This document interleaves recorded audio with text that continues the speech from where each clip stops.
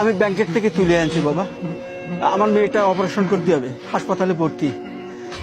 এই টাকা টেনশনে আমি আমি বাড়িতে ঢুকে যেয়ে দেখি যে আমি তো টাকা আনি নাই। আমি কোথায় ফেলে আসলাম?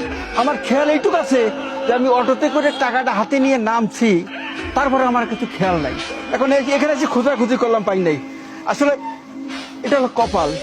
আমার হক হালালের টাকা, আমার মেয়ের অপারেশন করতে হবে, সব আল্লাহ উপর আল্লাহ। এই যে এই ছেলেটা, এই ছেলেটা খুব সৎ। তুমি অনেক ভালো কাজ করছো। আজকে ওনার টাকাটা তুমি ফিরিয়ে দিছো, ওনার কত যে উপকার হয়েছে। বাবা একটা কথা রাখবা, কি টাকা? এই টাকা হয়তো আমি পেতাম না। আজকে তুমি সৎ দেখে তুমি টাকাটা আমাকে এনে দিলে, আমি তোমাকে এই টাকাটা আমি দিতে চাই।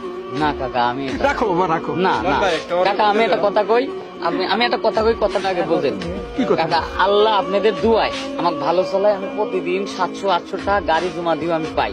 তারপরে আপনি যে কথা কইছেন, আপনার মেয়ের হচ্ছে অপারেশন, মানে আপনার মেয়ে এখন আমার যদি বোন হইতো, এই বিপদের সময় আমি টাকাটা নেব না।